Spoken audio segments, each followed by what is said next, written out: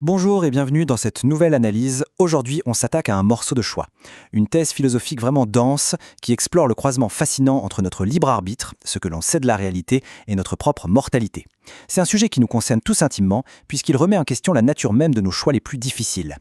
Pour lancer les hostilités, rien de tel que cette phrase mythique de Jean-Paul Sartre « L'homme est condamné à être libre ». Bam! Ça pose tout de suite le décor dramatique de notre enquête existentielle, non? Ça nous rappelle que la liberté, c'est peut-être pas juste un super privilège, mais plutôt un fardeau auquel on ne peut tout simplement pas échapper. Alors pour naviguer dans ce labyrinthe, on va suivre un plan bien précis.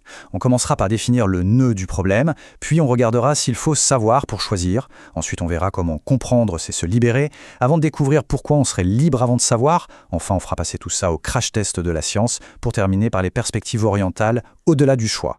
Première étape, le nœud du problème. Quel est notre dilemme central? Pour rendre ces concepts abstraits beaucoup plus concrets, on va utiliser une situation profondément poignante, celle d'un patient en fin de vie face au choix de l'euthanasie. Ce n'est pas juste une question médicale ou juridique, c'est vraiment le laboratoire ultime pour tester les limites de notre liberté face à ce que l'on sait ou ce que l'on ignore de notre propre corps. Et ça nous amène à un point crucial. La connaissance, ce n'est pas un bloc monolithique. En fait, son sens change du tout au tout selon le philosophe qu'on écoute. S'agit-il de simplement amasser des informations factuelles, d'avoir une compréhension viscérale des lois de la nature, ou carrément de vivre un éveil spirituel qui dissipe nos illusions? Gardons bien ça en tête. Passons à notre deuxième partie, savoir pour choisir, ou le fameux socle aristotélicien. Ici, Aristote nous livre une distinction absolument brillante. D'un côté, il y a l'action par ignorance. C'est comme boire un verre empoisonné sans le savoir. On n'est pas responsable, le choix n'était pas libre. De l'autre, il y a l'action dans l'ignorance. Par exemple, faire une énorme bêtise en étant ivre. Là, on reste responsable parce qu'on s'est aveuglé soi-même. Du coup, chercher à savoir devient un vrai devoir moral si on veut garantir que notre choix soit authentiquement libre. Si on ramène ça à notre lit d'hôpital, ça pose une question vertigineuse. Avec toutes les statistiques, les probabilités et les marges d'erreur en médecine, est-ce qu'un patient peut vraiment un jour être suffisamment informé pour agir avec un libre arbitre total ? Est-ce que la moindre petite zone d'ombre résiduelle ampute inévitablement notre liberté? Troisième partie, comprendre, c'est se libérer. On plonge directement dans le paradigme de Spinoza. Alors là, Spinoza renverse complètement la table. Pour lui, la connaissance ne sert pas juste à éclairer un choix, elle vient carrément remplacer l'illusion du choix par une paix libératrice. En gros, si on se croit libre, c'est juste parce qu'on ignore les causes qui nous poussent à agir. La véritable liberté, ce n'est pas d'hésiter entre deux options, c'est d'embrasser et de comprendre lucidement l'ordre naturel des choses. Si on applique cette lentille à notre patient en fin de vie, la perspective change du tout au tout. L'idée, ce serait que comprendre et accepter la mort comme une nécessité naturelle, ça transcende carrément l'agonie du choix binaire de l'euthanasie.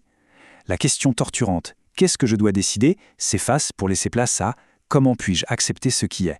Ce qui nous amène à notre quatrième partie. Libre avant de savoir. Avec la vision existentialiste. Chez Sartre, on trouve ce concept au nom un peu barbare, la néantisation. Mais le mécanisme est en fait très visuel et intuitif.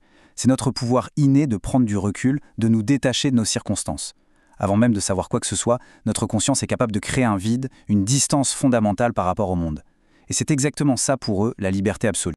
Face au diagnostic des médecins, ça veut dire que la liberté du patient reste totale. Son ignorance ou même son refus obstiné d'entendre son pronostic médical, c'est déjà en soi un choix souverain. Ce n'est pas le savoir qui fonde sa liberté, c'est sa liberté primordiale qui décide du sens qu'il va donner à l'événement, que ce soit la révolte, le déni protecteur ou l'acceptation. Cinquième partie, l'épreuve de la science. Il est temps de soumettre ces belles philosophies à un bon vieux test de résistance neuroscientifique. Et là, l'expérience de Benjamin Libet jette un vrai pavé dans la mare. Elle montre qu'une fraction de seconde avant même que nous prenions conscience de vouloir bouger, notre cerveau a déjà initié l'action de manière inconsciente. En temps neuronal, c'est une éternité. Du coup, ça fait froid dans le dos. Notre conscience ne serait-elle qu'une spectatrice arrivant en retard pour valider un choix déjà fait dans l'obscurité de notre crâne? Le débat est explosif. D'un côté, des chercheurs comme Wagner disent que notre volonté consciente n'est qu'une illusion, un pur mécanisme déterministe. Mais de l'autre, on a les mathématiques, avec le théorème de Gödel, ou encore la théorie du chaos, qui nous prouve qu'une connaissance totale et absolue de notre propre système est de toute façon mathématiquement impossible. Cette part d'inconnu en nous n'est pas un défaut, c'est une nécessité logique. Sixième et dernière partie, au-delà du choix. Regardons comment les sagesses orientales abordent ce casse-tête. Dans le taoïsme, la plus haute forme de liberté, c'est le wu-wei, l'action sans agent. C'est l'idée de s'aligner tellement parfaitement avec le flux du réel qu'il n'y a plus aucune friction. Pensez au fameux boucher de Zhuangzi. Sa lame glisse sans effort à travers les articulations, non pas parce qu'il calcule et décide consciemment chaque mouvement, mais parce qu'il suit l'ordre naturel. La lourdeur angoissante de la délibération disparaît totalement. Si l'on se tourne vers la Bhagavad Gita, on retrouve cette dynamique à travers 3 voies distinctes. L'action détachée du Karma Yoga, la connaissance profonde du Jnana Yoga et l'abandon total du Bhakti Yoga.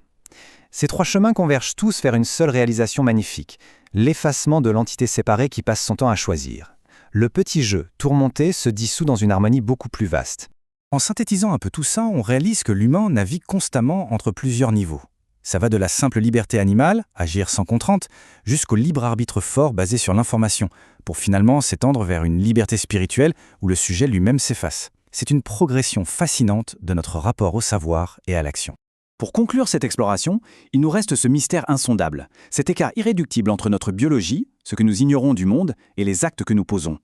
C'est là que se joue toute notre humanité. Face à notre prochain grand dilemme, faut-il s'acharner à exiger toujours plus de certitude ou simplement apprendre à accepter le mystère profond de la décision? On laisse cette grande question en suspens.